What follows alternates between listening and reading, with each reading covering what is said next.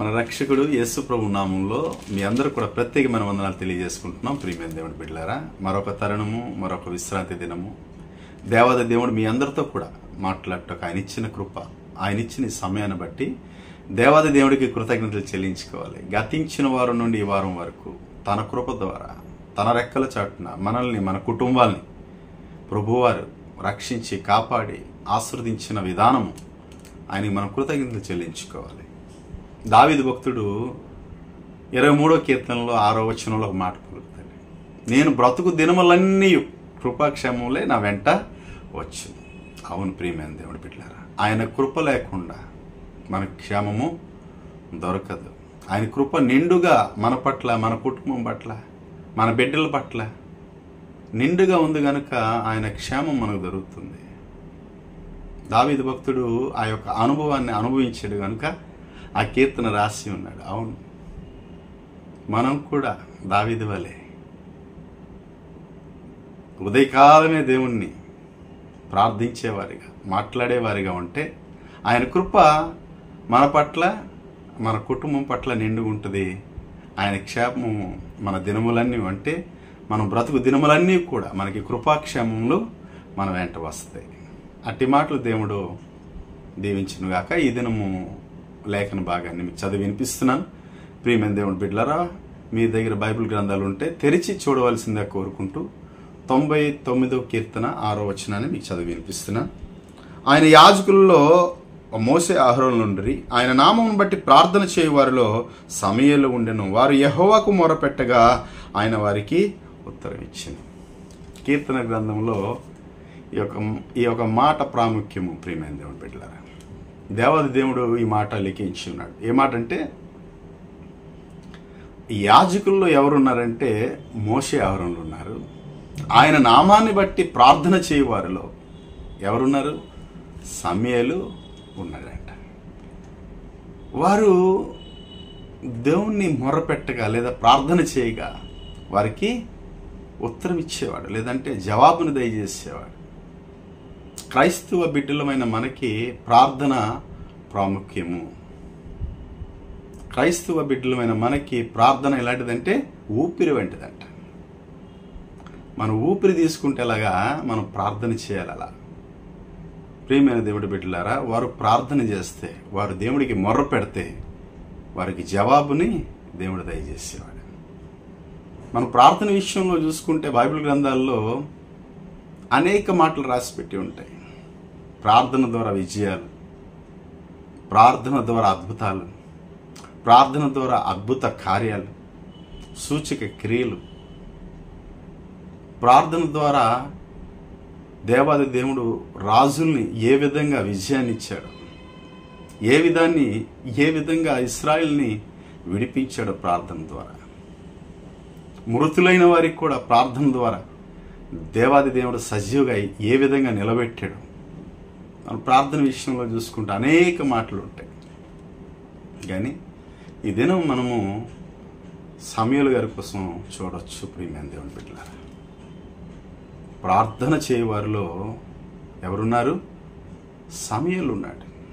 ఈ దినము నువ్వు, నేను, మన కుటుంబం, మన పిల్లలు ప్రార్థన చేయవారిలో ఉన్నామా? ప్రార్థన చేయవారిలో మనం ఉంటే దేవుడు మన యొక్క మొర ఆలకిస్తాడు. ప్రియమైన దేవుని బిడ్డలారా, మనకున్న బాధల్ని, మనకున్న సమస్యలను ఆలకిస్తాడు. ప్రార్థన చేసేవారిగా మనం ఉండాలి. యెహోషువ అంటాడు, నేనును నా ఇంటి వారును యెహోవానే సేవించుదాం. అవును ప్రియమైన దేవుని బిడ్డలారా, మనము మన ఇంటి వారం కలిసి ఉదయకాలమే మన కుటుంబంతో, మన బిడ్డలతో ప్రార్థన చేసేవారిగా మనం ఉంటున్నామా? దేవునికి మొర్ర పెట్టేవారిగా ఉంటున్నామా? క్రైస్తవ బిడ్డలమైన మనము ప్రార్థనలో ఏకీభవించినట్టుగా ఉండాలి. భార్య భర్తే కాదు ప్రార్థన చేయడం, బిడ్డలకు కూడా ప్రార్థనలో నడిపించాలి. సమూయేలుకి దేవాది దేవుడు ఏ స్థాయిలో ఉంచాడంటే, ఒక దీర్ఘదర్శిగా, ఒక న్యాయాధిపతిగా, ఒక ప్రవక్తగా, ఇశ్రాయేలు నడిపించే ఒక అధికారిగా. మరొక మాట మనం తీసుకుంటే ప్రార్థన పరుడుగా. సమూయేలు అంతగా ఆశీర్వదింపబడడానికి కారణం, అంతగా ప్రార్థన చేయడానికి కారణం, అంతగా హెచ్చుగా దేవాది దేవుడు ఉంచుటకు కారణం, మనం బైబిల్ గ్రంథాలు చూసుకుంటే తన తల్లి ప్రియమైన దేవుడు బిడ్డలారా. హన్నా ప్రార్థన, బిడ్డలు లేనప్పుడు దేవునికి మొరపెట్టిందంట, కన్నీరు విడుస్తూ మనోదుఖము కలిగి ప్రార్థన చేసినప్పుడు దేవుడితో ఒక విన్నపం పుచ్చుకుంది. ఏమంటే, నాకు కానీ మగబిడ్డని ఇస్తే దేవా ఆ బిడ్డని నీకు సమర్పిస్తాను, నీ సేవ కొరకు ఆయన్ని అప్పగిస్తాను అని ఒక మొక్కుబడి చేసుకుందంట. అదేవిధంగా దేవాది దేవుడు ఆమె ప్రార్థన ఆలకించి సమూయేలుని దేవుడు దయచేశాడు. బిడ్డలు లేనప్పుడు బిడ్డలు దయచేసినప్పుడు ఆ బిడ్డను తీసుకుని తన గృహానికి లేదంటే తన సమాజంలోకి వెళ్ళిపోలేదు. కానీ ఆ బిడ్డ పాలు విడిచి వరకు అంట ఎక్కడుంది? దేవుని మందిరంలో ఉంది, తన బిడ్డతో ఉంది, ప్రార్థనలో ఏకీభవించి ఉంది. ఆ బిడ్డడు కూడా ప్రార్థనలో ఉన్నాడు, చంటి బిడ్డడు అయినప్పుడు కూడా. పాలు విడిచి తర్వాత ఏ మాట అయితే ఆ తల్లి ఇచ్చిందో ఆ తల్లి ఆ దైవజనుడికి ఆ యొక్క మందిరంలో విడిచిపెట్టి వెళ్ళినట్టుగా మనకి బైబిల్ గ్రంథంలో తెలియజేస్తుంది. మనం అందరూ కూడా చూడవచ్చు ఆ యొక్క లేఖన భాగాల్లో. ప్రియమైన దేవుడి బిడ్డలారా, ఈ దినము బిడ్డలు లేక అనేక మంది ఉండిన బిడ్డలు దేవాది దేవుడు తన కృప ద్వారా బిడ్డల్ని ఇస్తే దేవుడికి సమర్పించగలుస్తున్నారా? దేవుడికి అప్పగించగలుస్తున్నారా? లేదా అయ్యా దేవుడు మనకి చేసిన అద్భుతాన్ని, దేవుడు మాకు బిడ్డలు లేనప్పుడు బిడ్డలు దేవుడు దయచేసాడు మాకు, నువ్వు దేవుడు ఇచ్చిన పుత్రుడివి, లేదు దేవుడు ఇచ్చిన బిడ్డవి, దేవుడు కొరకే మనం వాడబడాలి, దేవుడు కొరకే మనం జీవించాలి, మన జీవితాల్లో అద్భుతాలు చేసాడు దేవుడు అని మన బిడ్డలకి ఆ దేవుని సన్నిధులు విడిచిపెట్టో లేదంటే దేవుని వాక్యం చెప్పటో లేదా వారికి దేవుని యొక్క భయభక్తుల్లో నడిపించటో మన మాటలు ఉన్నాయా? హన్నా ప్రార్థన చేసింది ప్రియమైన దేవుడి బిడ్డలారా సమూయేలు కొరకు. బాలుడైన సమూయేలు దేవుని సన్నిధిలో ఎదుగుచుండునంట. ఇదిన మన బిడ్డలమైన మన బిడ్డలు దేవుని సన్నిధిలో ఎదిగేవారిగా ఉంటున్నారా? దేవుని వాక్యంలో ఎదిగేవారిగా ఉంటున్నారా? ప్రార్థన చేసే వారిలో ప్రాముఖ్యంగా ఉంటున్నారా? మీరు ప్రార్థన చేస్తున్నప్పుడు మీ బిడ్డల్ని దగ్గర కూర్చోబెట్టుకుంటున్నారా? లేదండి మా బిడ్డలు మాట వినరు, మా బిడ్డలు ఇలాగైపోయారు, మా బిడ్డలు అలాగైపోయారు, మేము ఏదేదో అనుకున్నాము, దేవుడు మాకు సంతానాన్ని కలుగు చేశాడు, మా బిడ్డలు ఈ దినం మా మాటలు వినడం లేదు, మాకు ఎదురు తిరుగుతున్నారు, ఏవేవో మాట్లాడుతున్నారు మా మీద, ఏది చెప్పినా వినరు, వారు చదువుకోరు సరిగ్గా, వారు భవిష్యత్తు సరిలేదు, వాళ్ళు బాగుపడడం లేదు, మళ్ళా దైవజనుడి దగ్గరికి వచ్చి దేవుని సన్నిధికి వచ్చి ప్రార్థన చేసి మొర పెడుతూ కన్నీరు కారుస్తూ తల్లిదండ్రులు లేరంటారా ఈ దినాల్లో? ప్రియమైన దేవుడి బిడ్డలారా, అది మొట్టమొదటిగా మనలో ఉండాలి. తల్లిదండ్రులైన మనలో ప్రార్థన జీవితం ఉండాలి. భర్త ప్రార్థన చేస్తున్నప్పుడు భార్య కూడా ఏకీభవించాలి, భార్య ప్రార్థన చేసినప్పుడు భర్త కూడా ఏకీభవించాలి. మనతో పాటు మన బిడ్డలు కూడా మన ప్రార్థనలో ఉండాలి. యెహోషువ చెప్పినట్టుగా నేనును నా ఇంటి వారు. కొర్నేలి వారి కుటుంబం అంతటితో కూడా ప్రార్థన చేసేవాడు. అందుకే ఆ ప్రార్థన దేవుడు విన్నాడు. కొర్నేలి నీ ప్రార్థన దేవుడు ఆలకించాడని దేవదూత తెలియజేస్తుంది. మన కుటుంబం సైతంతో మనం ప్రార్థన చేస్తే మన బిడ్డలు కూడా మనతో ఏకీభవించాలి. అప్పుడే వాళ్ళు ప్రార్థనలు ఎదుగుతారు, దేవుని భయభక్తులు ఉంటాయి, దేవుడు ఆ బిడ్డలను ఆశీర్వదిస్తాడు. యోబు విషయంలో మనం చూసుకుంటే ఉదయకాలమే యోబు గారు తన కుమారులు ఏ తప్పు చేశారనో ఏ పాపం చేశారనో వారి నిమిత్తము బలిని అర్పించేవాడట. అయినా మనం ఆ వాక్య భాగంలో చూసుకుంటే తన కుమారులు మృతి చెందినట్టుగా ఉంటుంది.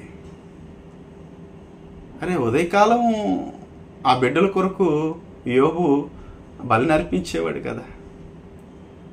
దేవుడు యోబుని బ్రతికించాడు, తన భార్యను బ్రతికించుకున్నాడు, తన బిడ్డలను కోల్పోయారు. తదుపరి కాలంలో సంతానాన్ని దేవుడు దయచేశాడు రెండొంతులుగా, కానీ తన బిడ్డలు కోల్పోయారు. దానికి కారణం ఉంది ప్రియమైన దేవుని బిడ్డలారా. బిడ్డల కోసము యోబు ప్రార్థన చేశాడు, కానీ ఆ బిడ్డలు తన తండ్రితో ఏకీభవించలేదు, ప్రార్థనలో కూర్చోలేదు, ఆ బలిలో వారు లేరు. వాళ్ళు ఉంటుంటే మరి యోబును రక్షించినట్లుగా, తన భార్యను రక్షించినట్లుగా తన బిడ్డలను కూడా రక్షించేవాడు దేవుడు. కానీ తన బిడ్డలు విందులు చేసుకోవడానికి లేదా సంతోషంగా ఆనందంగా గడుపుటకు వారు వెళ్ళారు. కానీ తన తండ్రితో ఉదయకాలమే లేచి ఏకీభవించలేదు. మన బిడ్డలు ఈ దినము మనతో పాటు ఏకీభవించినట్టుగా ఉంటే వారు భవిష్యత్తులో, వారు జీవితంలో, వారు బ్రతుకులో మంచి స్థాయికి వెళ్తారు. ప్రియమైన దేవుని బిడ్డలు, ఈ దినం క్రైస్తవ బిడ్డలైన మన బిడ్డలు చాలామంది దిగజారిపోతున్నారు, లేదంటే నాశనానికి గురవుతున్నారంటే కారణము తల్లిదండ్రులే. ఒకవేళ తల్లిదండ్రులు బాగున్న, ప్రార్థన పరులుగా ఉన్న సమాజము, స్నేహితులు వాళ్ళకి నాశనం చేసేస్తున్నారు. ఒకవేళ అదే విధము మన బ్రతుకుల్లో, మన జీవితంలో మన బిడ్డలకు అలా కలిగితే మనం ఎలా ప్రార్థన చేయాలి? కన్నీరు విడుస్తూ, ఆ బిడ్డలకి తల్లిదండ్రులు అయిన మనము కన్నీరు విడుస్తూ ఉదయకాలము మన బిడ్డల కొరకు ప్రార్థన చేయాలి. యేసుప్రభు వారు అంటారు కదా, నా కొరకు మీరు ఏడవకండి. ఎవరి కోసం ఏడాలి? మీ కొరకు, మీ బిడ్డల కొరకు ఏడవండి. అవును, మన బిడ్డల కొరకు మనము ఏడ్చేవారుగా మనం ఉండాలి. అయ్యా, మేమిద్దరం సరిగ్గా ఉన్నాం, సరిగ్గా నీకు మొరపెడుతున్నాం, లోకమైన స్థితిలో, లోకమైన పరిస్థితుల్లో నా బిడ్డలు జీవిస్తున్నారు, ప్రార్థనలో ఏకీభవించడం లేదు అని ప్రార్థన చేసే తల్లిదండ్రులుగా మనం ఉన్నాం. మోనికా అనే తల్లి అగస్టిన్ కొరకు ప్రార్థన చేసేది. మంచి దైవభక్తురాలు మోనికా. తన కుమారుడు అవుతున్నాడు సెయింట్ అగస్టిన్, మంచి భక్తుడు. ప్రియమంతలు తదుపరి కాలంలో ముందుగా ఆయన జీవితము నాశనకరమైన జీవితము, పాప జీవితంలో జీవించాడు. తన తల్లి అనేక మార్లు యేసు ప్రభు వారి కొరకు చెప్పినా కూడా వినకుండా నిర్లక్ష్యం చేసి తన జీవితాన్ని పాడు చేసుకొని చివరి గడియల్లో నా జీవితంలో సంతోషం లేదు, నా జీవితంలో సుఖం లేదు, ధనం ఉంది, డబ్బు ఉంది, ఆస్తులు ఉన్నాయి, చదువు ఉంది, జ్ఞానం ఉంది, బుద్ధి ఉంది, కానీ నా జీవితంలో ఏం లేదు, సుఖం లేదు, ఆనందం లేదు. ఒక భిక్షగాడికి చూశాడంట, వారి జీవితంలో ఆనందం, నవ్వు చూసినప్పుడు ఇన్నుండి నా జీవితంలో ఆనందం లేదు, సంతోషం లేదు, ఒక వ్యభిచారిగా నేను జీవిస్తున్నాను. కానీ ఒక భిక్షకుడు ఎంత ఆనందంగా ఉన్నాడని తన హృదయంలో పరివర్తన చెంది దేవుని గ్రంథాన్ని పట్టుకున్నాడట, లేఖనాన్ని చదివాడు. ఆ లేఖనం చదవడానికి, ఆయన హృదయంలో పరివర్తన కలగడానికి కారణం ఏమంటే తల్లి అయిన మోనికా. ఆ దైవజనురాలు ప్రార్థన చేసింది కనుక తన బిడ్డ కొరకు కన్నీరు కారుస్తూ, నా బిడ్డ మారాలి, నా బిడ్డ నీ దగ్గరికి రావాలి, నా బిడ్డ నీ సేవకుడిగా ఉండాలి అని ఆ తల్లి ప్రార్థన చేసింది కనుక ఒక మంచి భక్తుడిగా, పౌలు తర్వాత చక్కగా మంచి సేవ చేశాడు ఆయన సెయింట్ అగస్టిన్ అనే భక్తుడు. ఆయన ప్రార్థన, ఆయన ఒక జీవితము మార్పు చెందుటకు కారణము తన తల్లి. ప్రియమైన దేవుని బిడ్డలారా, తల్లిదండ్రులు అయిన మనం ఆ విధంగా మన బిడ్డల కొరకు కన్నీరు కార్చి ప్రార్థన చేస్తున్నాం. లేదా వాళ్ళు నాశనం అయిపోతున్నారులే, వాళ్ళకి విడిచిపెట్టేద్దాం, వాళ్ళు ఎలా జీవిస్తే జీవించిన వాళ్ళ బతుకులు వాళ్ళు మార్చుకొని అన్నిటి మనం విడిచిపెట్టే తల్లిదండ్రులుగా ఉండకూడదు. ప్రియమైన దేవుని బిడ్డ, ప్రార్థన చేయాలి, ప్రార్థన చేయాలి. నీకు చేసిన దేవుడు అద్భుత కార్యాలు, నీకు చేసిన ఆశ్చర్య కార్యాలు మన బిడ్డలకు చెప్పాలి. అయ్యా, మన బతుకులు ఎలాగుంటివి, మన జీవితాలు ఎలాగుంటివి, ఒక దినాన మనకి ఏది కూడా లేదు, మనకి దేవుడు ఈ దినం అంతస్తునిచ్చి, ఐశ్వర్యాన్నిచ్చి, ఆరోగ్యం ఇచ్చి, పేరునిచ్చి, ఘనతనిచ్చి, దేవాది దేవుడు మనకి జీవాన్నిచ్చి ఈ దినం వరకు నిలబెట్టాడు. వాక్యపు లేఖన భాగాలు వాళ్ళకి చదివించి వాళ్ళకి వినిపించినప్పుడు దేవాది దేవుడి జ్ఞానం వాళ్ళకి ఇస్తాడు. వారి కొరకు మనం ప్రార్థన చేసే బిడ్డలుగా ఉండాలి. అందుకే యెహోవా దేవుడు ఇశ్రాయేలు ప్రజలకు కూడా ఈ మాటలు తెలియజేస్తాడు. మీ బిడ్డలు నేను చేసిన కార్యాలు, నేను చేసిన అద్భుతమైన కార్యాలు వారు మర్చిపోకుండానట్లుగా ఈ యోర్దాను నుండి ఒక 12 రాళ్ళు తీసి ఉంచమంటాడు. ఎందుకయ్యా ఈ రాళ్ళు తీయాలని యెహోషువ ఆ మోషే అడిగినప్పుడు ఆయన ఏం చెప్తాడంటే, ఈ యోర్దాను పారుతున్నప్పుడు ఎప్పుడైతే యాజకులు ఈ యోర్దాను దాటారో, అక్కడ అడుగు పెట్టారో, ఆ యోర్దాను ఏకరాశిగా నిలిచిపోయింది. ఇది మీ బిడ్డలకి మీరు తెలియజేయాలి. ఇది నా సాక్షిగా ఈ రాళ్ళు ఉండాలి. లేదంటే నేను చేసిన అద్భుత కార్యాలు, నేను చేసిన ఆశ్చర్య కార్యాలు వారు మర్చిపోతారు అని ఇశ్రాయేలు ప్రజలకి ఆ మాటలు దేవాది దేవుడు తెలియజేశాడు. ఒక దినం వచ్చింది, వాళ్ళు అలాగే మర్చిపోయారు. న్యాయాధిపతులు గ్రంథంలో ఉంటాయి, 2వ అధ్యాయం 10వ వచనంలో. ఆ తరం వారందరూ కూడా గతించిపోయారంట. వారి బిడ్డలు వచ్చారు, యెహోవానైనను ఆయన చేసిన కార్యాలను మర్చిపోయేవారుగా, ఎరగని వారిగా ఉన్నారంట. మన బిడ్డలు ఆ విధంగా ఉండకూడదు ప్రియమైన దేవుడి బిడ్డలారా. దేవుడు లేఖనాలని, దేవుడు మాటల్ని, దేవుడు చేసిన అద్భుతాలని వారికి వినిపించాలి. ఒకవేళ వారు చెడిపోయి ఉన్నారో వారి కొరకు కన్నీరు కార్చి తల్లిదండ్రిగా మనకు ఆ బాధ్యత, మనం ప్రార్థన చేసేవారిగా ఉండాలి మన బిడ్డల కొరకు. సమూయేలు కొరకు తన తల్లి ప్రార్థన చేసింది కనుక ఆయన ఎలా ఉన్నాడు? ప్రార్థన చేయవారిలో ఎవరున్నారు? సమూయేలు ఉన్నాడు. సమూయేలు జీవిస్తున్న ఆ యొక్క మందిరంలో, లేదంటే ఆ ఆవరణలో, ఆ యొక్క సేవ పరిచర్యలు అనేకమైన దూషణ కార్యాలు, చెడు కార్యాలు జరిగేవి. హోప్ని ఫినోహోస్ ద్వారా, ఆ యాజకుల ద్వారా. కానీ సమూయేలు వాటిని పట్టించుకోలేదు, కానీ వాటిని చూడలేదు, కానీ దేవుని ప్రార్థన చేసేవాడిగా ఉన్నాడు. అందుకే దేవాది దేవుడు ఎలా ఉంచాడని దీర్ఘదర్శిగా ఉంచాడు. ప్రియమైన దేవుడి బిడ్డ, మన బిడ్డల కోసము తల్లిదండ్రులమైన మనము ప్రార్థించే బిడ్డలుగా ఉన్నామా? ప్రార్థించే బిడ్డలుగా ఉంటే సమూయేలుకి ఇంకో మాట రాసిపెట్టి ఉంటుంది. ఇంకో క్వాలిటీ సమూయేలులో ఏముందంటే, 1 సమూయేలు 15వ అధ్యాయంలో ఉంటాయి, 10వ వచనంలో. సమూయేలుకి కోపం వస్తే దేవుణ్ణి ప్రార్థన చేస్తాడట ఆయన. చూడండి, ఈ దినం మనకు కోపం వస్తే దేవుని ప్రార్థన చేసేవారుగా ఉన్నామా? ఎవరైనా మనకి కొంచెం రెచ్చగొడితే, ఏదో మాట్లాడిస్తే కోపంగా మనం వెళ్ళి వెంటనే దేవుడి ప్రార్థన చేసేవారిగా ఉన్నామా? అనేక మంది నోరు విప్పారంటే, ఎవరో ఏదో అన్నారనుకోండి, వెంటనే దుర్భాషలు వచ్చేస్తే మన నోటి నుండి, అపవిత్రమైన మాటలు వచ్చేస్తే మన నోటి నుండి. సమూయేలు సౌలు రాజుగా చేసినందుకు నేను సంతాపడుతున్నాను అని సమూయేలుకి ఆ మాట తెలియజేసినప్పుడు, సౌలు నా మాటని వినదీశాడు, నా మాట వినలేదు అని సమూయేలుకి ఆ మాట దేవుడు చెప్పినప్పుడు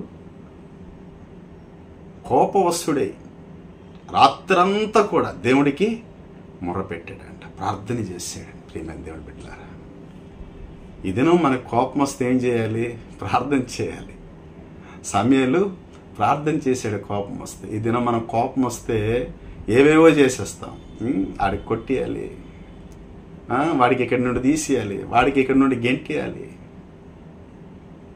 వాడితో నేను మాట్లాడను, నా ఎదురుపడినా నేను వాడిని చూడను, లేదా నోటికొచ్చిన మాటలు, నోటికొచ్చిన దూషణలు పలికేవారుగా మనం ఉంటున్నాం. క్రైస్తవ బిడ్డలమైన మన కోపం వస్తే ఏం చేయాలి? సమూయేలు గారు మనకి నేర్పించారు, ప్రార్థన చేయాలి. ప్రియమైన దేవుడి బిడ్డ, ప్రార్థన చేసే బిడ్డలుగా ఉండాలి. సమూయేలు వలె కోపం వస్తే ప్రార్థన ప్రార్థన ప్రార్థన చేస్తే దేవుడు మనకు ఆనందిస్తాడు. ఎవరైతే నీకు మాట అంటున్నారు, ఎవరైతే నీకు వెనక తిరుగుతున్నారో వారిని దేవుడు నీ తట్టు నడిపిస్తాడు. ప్రార్థన చేసే బిడ్డలుగా మనం ఉండాలి. ప్రియమైన దేవుని బిడ్డ, ప్రార్థన చేస్తే, ప్రార్థన చేసే వారిగా మనం ఉంటే, ప్రార్థన చేసే వారిలో మనం ఉంటే దేవుడు మన మొర ఆలకిస్తాడు. సమూయేలు మొర ఆలకించాడు. సమూయేలు మొర ఆలకించగానే కారణము తన తల్లి. ఇదిన తల్లిదండ్రులైన మనము, క్రైస్తవ బిడ్డలమైన మనం మన బిడ్డల కొరకు ప్రార్థన చేస్తామా? మన బిడ్డల్ని మనలో నడిపించుకోగలుస్తున్నామా? అయ్యా, దేవుడు చేసిన అద్భుత కార్యాలు ఇవన్నీ మనం చెప్పగలుస్తున్నామా? చెప్పేవారిగా ఉండాలి. చెప్పేవారిగా ఉంటే దేవుడు మన బిడ్డలను కూడా ఆశీర్దిస్తాడు. ప్రియమైన దేవుడు బిడ్డల దీవిస్తాడు. బాలుడు నడవలసిన త్రోవలో వాడికి నడిపించండి. వాడు పెద్దవాడైనప్పుడు మార్గాన్ని తప్పిపోడు. వాడు వాక్యం నుండి తప్పిపోడు, ప్రార్థన నుండి తప్పిపోడు. వాళ్ళకి బాల్యం నుండి నడిపించాలి. అప్పుడు మన బిడ్డలు కూడా సమూయేలు వలె ఒక దీర్ఘదర్శిగా, ఒక న్యాయాధిపతిగా, ఒక ప్రవక్తగా, ఒక యాజకుడిగా, ఒక ధర్మశాస్త్ర బోధకుడిగా, ఒక ప్రార్థనా పరుడుగా నీ బిడ్డ నా బిడ్డ కూడా ఉంటారు ప్రియమైన దేవుని బిడ్డలారా. అట్టి కృప మీ అందరికి కూడా దేవుడు ఆశీర్వదించి దీవించునుగాక. ప్రార్థన చేద్దాం. అందరూ కూడా ప్రార్థనలు ఏకీభవించండి. మహాపరిశుద్ధుడైన ప్రభువా, ప్రేమ కలిగిన మా తండ్రి, దయ కలిగిన మా దేవ, మీకు స్తోత్రాలు. ఇది ఇంతవరకు కూడా మీ కాపుదల కృపనిచ్చారు. మీరు నడిపించిన విధానం కృతజ్ఞతలు. నా తండ్రి, సమూయేలు జీవితంలో కొన్ని మాటలు మాకు తెలియజేశారు నాయన.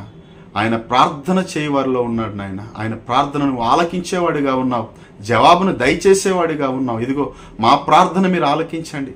మా బిడ్డల కొరకు, మా కొరకు మేము ప్రార్థన చేసేవారుగా, మా కుటుంబం ప్రార్థన కుటుంబంగా ఉండుటకు నన్ను మీ కృపను అనుగ్రహించి, మా మాట కూడా, మా యొక్క విన్నపం కూడా మీరు వినేవారుగా, మాకు జవాబు దయచేసేవారుగా మీరు ఆయన మాకు అనుగ్రహిస్తున్నందుకు మీ కృతజ్ఞతలు, స్తుతులు, స్తోత్రాలు చెల్లించుకుంటూ, చూస్తున్నా వింటున్న ప్రతి బిడ్డని మీరు ఆస్వాదించి దీవించమని, మహిమ మీరు పొందుకోమని యేసు పుణ్య నామంలో వచ్చిన ప్రార్థనని వేడుకుంటున్నావు నా తండ్రి. ఆమేన్, ఆమేన్.